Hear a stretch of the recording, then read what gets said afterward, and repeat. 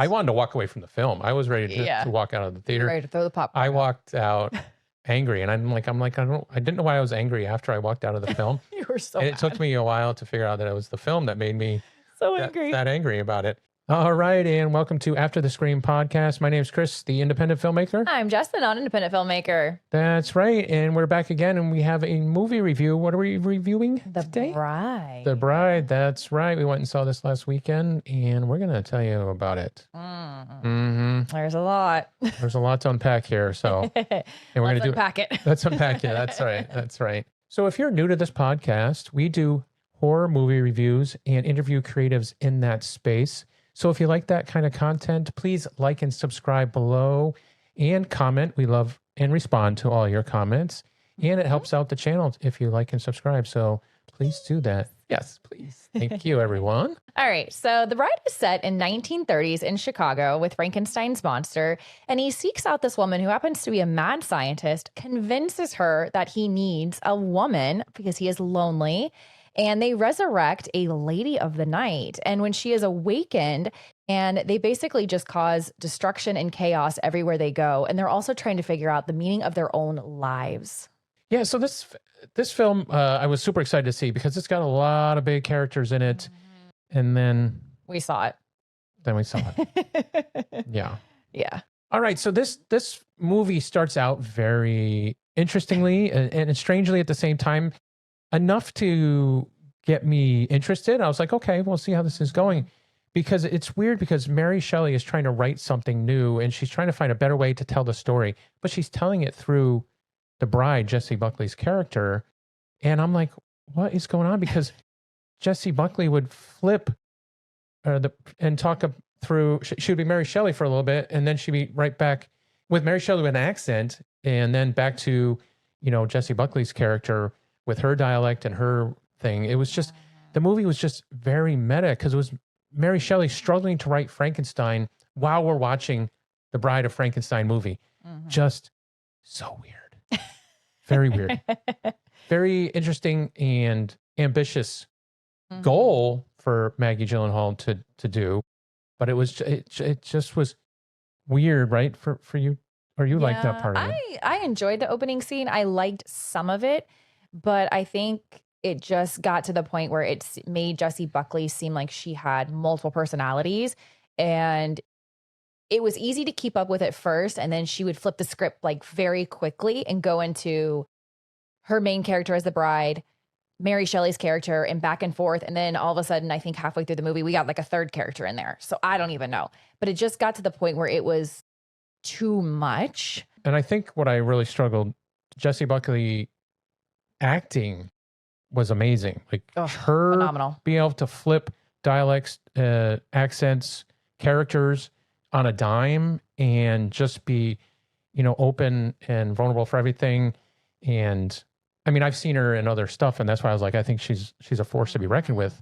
So I really liked her acting. That was one of my big things I liked in this film, but also that flipping back and forth, like you said, it took me out of it. I was getting so mad because I'm like, why do you keep flipping back and forth? I'm like, there was so many, it was like I was being whiplash because there was so many, this film had so many tonal shifts, so many style shifts, so many story shifts. So I was like, what is going on here? It was just so much because the story flipped between Frankenstein's horror. It was a gangster movie, right? Feminist revenge story. And it actually had a musical number in it. I had like a couple, right? Yeah. Maybe I think it had a couple. It had like one main musical number, and then it had the little side ones. One big musical number. That bothered me. That bothered me too. I'm like, just go see Sinner's musical number instead of this one. This one was weird for many reasons. Sense. And then she was channeling dead women through, so she was talking about other characters through it as well. So I'm like, okay, she's Mary Shelley, she's the girl, and now she's channeling other women through it at the same time. Passed, I believe. Who have passed. But I mean, I guess she has that connection because she was dead and now she's resurrected. But then also the cops surround her. She shoots a cop and the cops let her go. And I was like, that wouldn't happen. It's not going to happen. In any time period. I don't care what time period it is. The 20s, the 30s, current, future, like any time period. Oh, it just didn't make sense. And then everybody's acting was really good. Christian Bale was really good as Frankenstein, a different kind of take on that. I wish they kind of used him a little more throughout it. Agreed. Annette Bening as the doctor. And then you had this interesting Penelope Cruz and Peter Sarsgaard characters. They're detectives following them because, the bride and Frankenstein, or Frank that they call them, was leaving this chaotic mess throughout as their A few states. a few states. So they were tracking them. They were interesting, but then they really didn't connect totally. And, because the detective had a connection to the bride, but they never really explained that at all either. It wasn't really explained till the end. Yeah, well, he just kind of had this breakdown, but it was really confusing how it was getting there. I think the other thing that was like really interesting in this movie is it is appeared to be a total gangster Bonnie and Clyde film. That's what I thought from the trailer, right? Which I was like, I love anything Bonnie and Clyde movie wise, not what they did in real life. I think it's horrible. But I think there's always this obsession with gangsters, and I have that obsession. And, it was the roaring 20s, even though this is the 30s.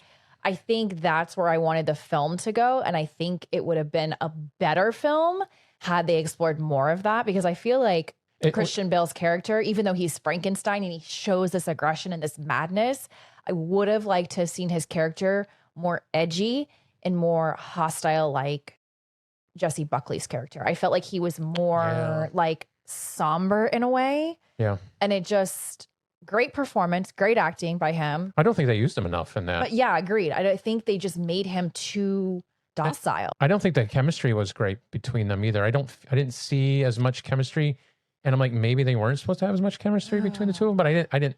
I got parts of their chemistry and parts I didn't. Parts of it, yeah. And I feel like a lot of this movie was also her trying to figure out who she was and her name. And I feel like they put so much emphasis on that it took away from their chemistry as the two main characters, and they're supposed to be two lovers in this, because that's what his whole thing is. He wants a lover, he wants a partner and a companion. Well, I was hoping for like a horror love story in a way, kind of like a Wild Blazing Guns with Bonnie and Clyde. Bonnie and Clyde style. It would have been amazing. Many different things added together, and it just didn't really come together, any one of them. Yeah. Truly.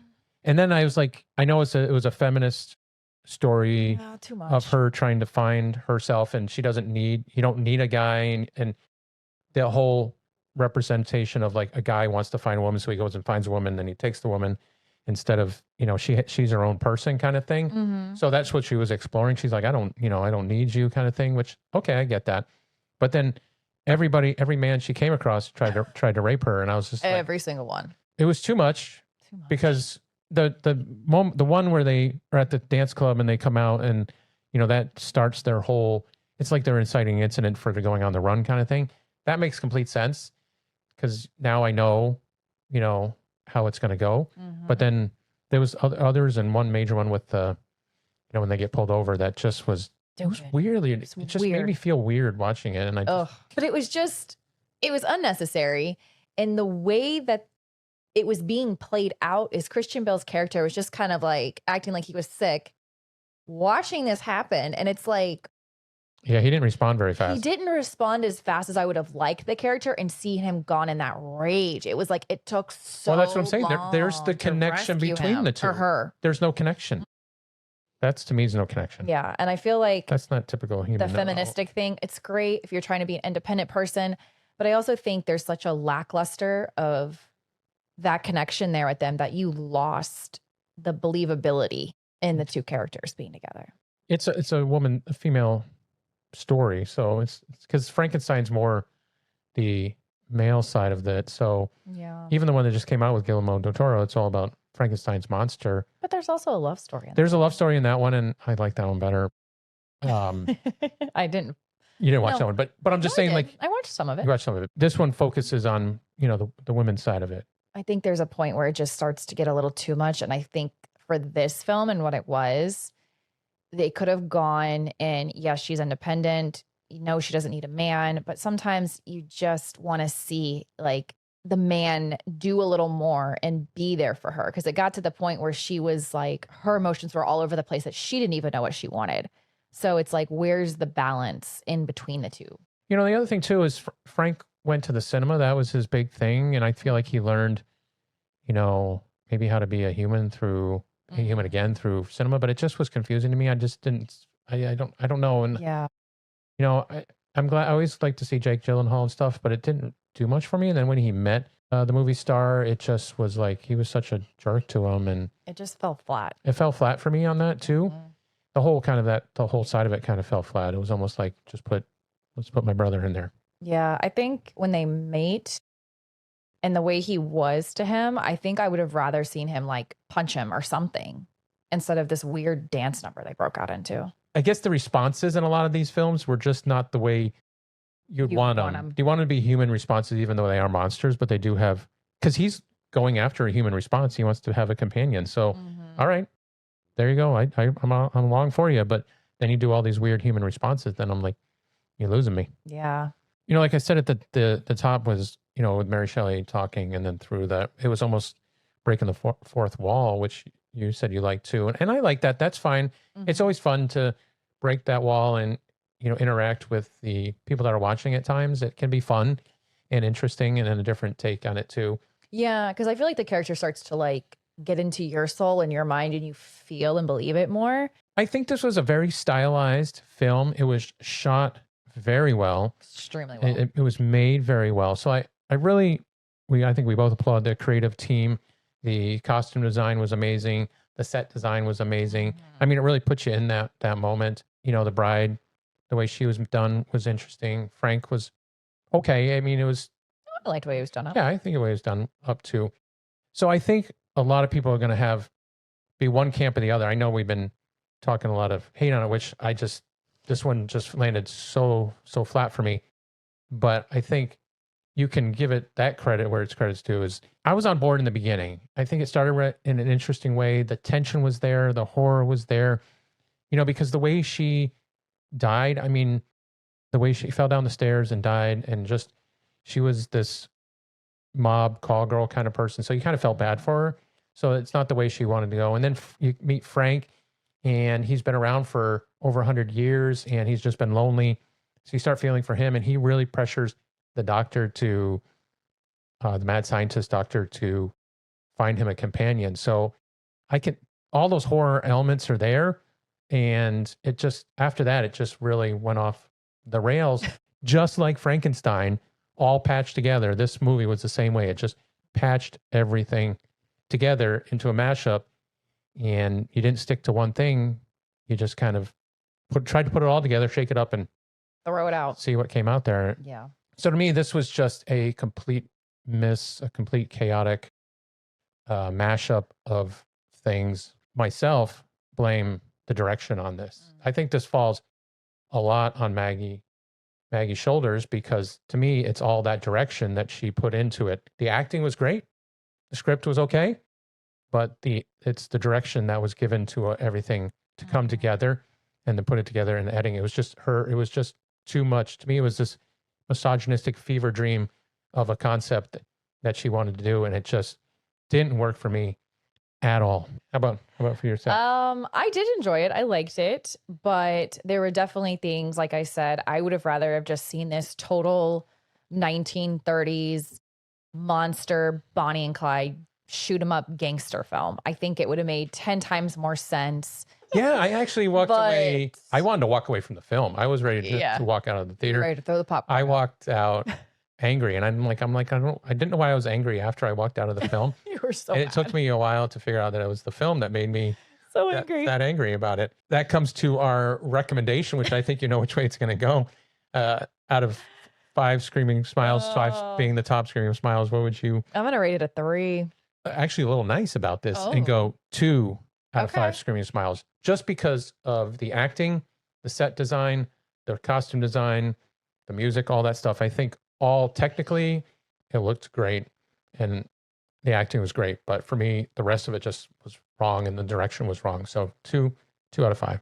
I'm not going to waste my money again. Well, we already did. We already wasted our money. So if you have nothing to do on the weekend and you just really bored, go see the movie in the theater. But I wouldn't waste your money like we did. Yeah. So No, I wouldn't. I wait till it comes out on streaming. Come on streaming for free or super cheap. So if you like this content, please like and subscribe. Subscribe below. Hit that like button. And comment. And comment. We respond to all your comments. We love all your comments. And how about this comment be, what is your favorite Frankenstein movie? Yeah. There's And I some would out there. also want to know how other people felt about this too. Like, do you agree with us? Do you not agree with us? So you've got a couple challenge questions there. Yeah, please tell us what you thought too. I'm very interested because the camps are really split. So until next time. See ya.